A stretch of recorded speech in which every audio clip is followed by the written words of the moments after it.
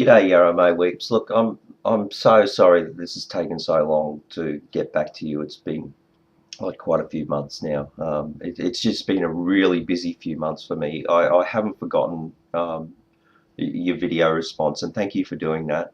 It was very courteous, uh, and I've thought about it a lot. So I've got a bit of time today, and excuse my voice because I've got a bit of a cold, so it's a bit gravelly. But if I'd like to address some of your points and do a video response in basically the same format that you gave me. It'll be a little bit just off the cuff, so excuse some of the amateur sort of video techniques, but I'm sure we'll get through it and we'll get to the points that we want to make. But once again, thanks for the video, very courteous, and sorry it's taken so long to get back to you. Okay, first question. How did the abuse of young make them not able to survive? How does abusing one's young make them not able to survive? Look, I like to address these sort of questions by going back to like what I consider one of the best environments that us as a species sort of existed in, and what made us sort of really thrive as a group. And I know I'm probably expressing a bit of an opinion here, but it was that village environment, or that nice family unit environment where you had a nice extended family, and everybody had a niche, and things worked, and people supported each other, and the group survived as a group. And that healthy group dynamic was critical to surviving. So when you didn't support that, the chances of the group falling down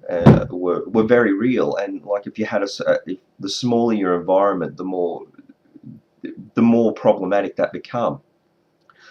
So and as the sort of environment grew, and our social structures grew to now we're living in cities, sort of when an individual fails, it's not such a big deal. But on that smaller environment where we can really see that drive to survive relies on a group dynamic, you can see that when somebody is abusing their children, you sort of you're breaking them, and you're taking them out of that dynamic, and that affects the group. So you're taking somebody's ability to be an effective part of the group, and you're damaging it.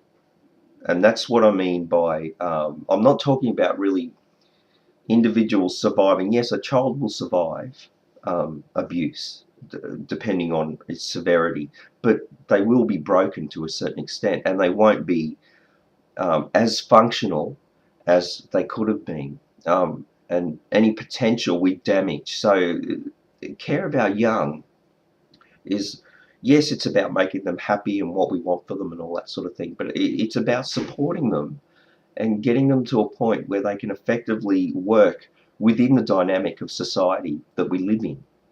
And when you abuse them, and when you hurt them, or whatever, then you're taking this potential out, and then that affects our ability to survive as a whole. Now, if enough people do this, I mean, I've had this talk with, oh, well, why is it, bad to, abuse young and all that sort of. I've had this talk a couple of times, and just think, if everybody was doing it, we wouldn't survive. If we were breaking our young children at an early age, what would happen to the group?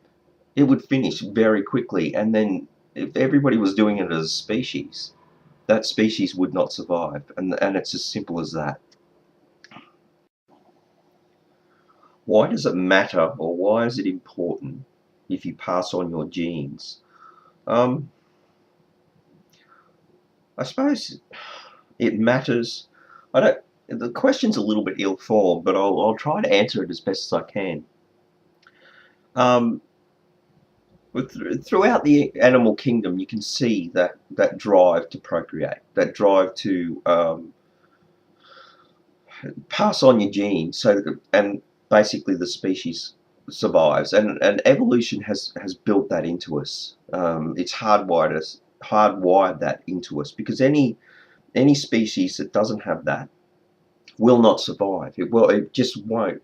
It won't continue on. And any individuals within the species who don't have that drive will not continue on. So by the time you get so many generations down the line to where we are now, people mostly have that built into them to just procreate, have children, and philosophically, we put a lot of sort of labels on it, like that's our piece of immortality, and we see our kids go on, and our line continues on. And why is that important? I don't know. Why is it important that we like to breathe oxygen? Why is it important that we we need to go out into sunshine to synthesize vitamin D? I don't know. I don't think that that's really the way to really question this. But I'm trying to answer it as best as I can. And basically, it's important and it matters from the perspective of surviving as a species, because that is the imperative that has been naturally selected for us by the evolutionary process. I don't really know how to sort of explain it anymore, but ask me a few questions about it and I'll see if I can flesh out my answer. Okay, faith. Faith. Look, I've had this sort of conversation a few times before as well, and I think we have the distinction between faith and reasonable expectations based on evidence for a reason. Okay, we have these two concepts because if there wasn't the two concepts, if there wasn't a delineation between the two concepts, then why bother? Just have faith for everything or reasonable expectation for everything. I think this is an attempt to sort of put what you regard as proof of what you believe on equal footing as sort of say evidential sort of stuff. Like, you don't have faith that the chair you're sitting in will hold you up when you sit in it. You have reasonable expectations based on evidence that every time you're sat in that chair, you're maximally certain that it will hold you up. Based on every time that you've sat in it, it's done so. Faith is based on no evidence. Okay, and I've written a few notes here. Hang on, let me get to them. So you brought up the Hebrew amuna, which is firmly fixing yourself to something. Once again, we're not talking about evidence here. You can firmly fix yourself to something by just conviction, okay, or faith, okay. You have faith that is true. The Greek pistis, conviction of the truth of something. Yeah, cool. You can convince yourself of the truth of something. You don't need evidence to do that. You have faith. So you said grounding in evidence is irrelevant. That's true to the person who has faith.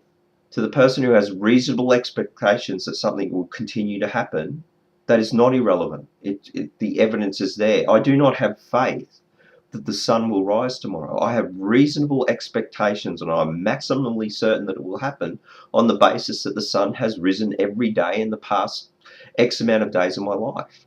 Do you understand where I'm going with it? It's not a faith issue. I'm basing this on evidence. You have faith that your God exists, that your particular version of your God exists, based on the fact that you're firmly fixing yourself to this. Or pistis, you have the conviction of this being true. Evidence is irrelevant. You don't need evidence to have faith. So that is where I'm coming from. I don't know if that's your Sunday school version or what, but to me, we have a distinction between the two concepts for a reason. And if you're going to cross them over and make these two concepts just the same thing, why bother? Just have a word that means everything and then go from there. But we don't. We have a concept of faith and we have a concept of reasonable expectations based on evidence. And that's where I live my life. And the person of religious attitude lives their life by faith. Well, with the important stuff anyway, I've noticed that people tend to have reasonable expectations based on evidence for the stuff, you know. You drive your car and you put petrol in it and you have a reasonable expectation that that's going to happen. You use reasonable expectations in your work and all that sort of stuff. But when it comes to the religiosity of your life, you tend to have faith and you tend to not rely on evidence that much. And you tend to try to convince people that this is the most important aspect of your life, but it requires no real evidence. Anyway, that's probably a side note. But do you understand where I'm coming from? Faith and reasonable expectation are not the same thing. To argue that they are is to try and get yourself on a little bit of equal footing to say that your religious attitudes have exactly the same weight as me expecting the sun to come up in the morning. And that is just wrong. Okay? Otherwise, why bother with the delineation between the concepts? Because if it's all the same thing, why not have one word that means everything?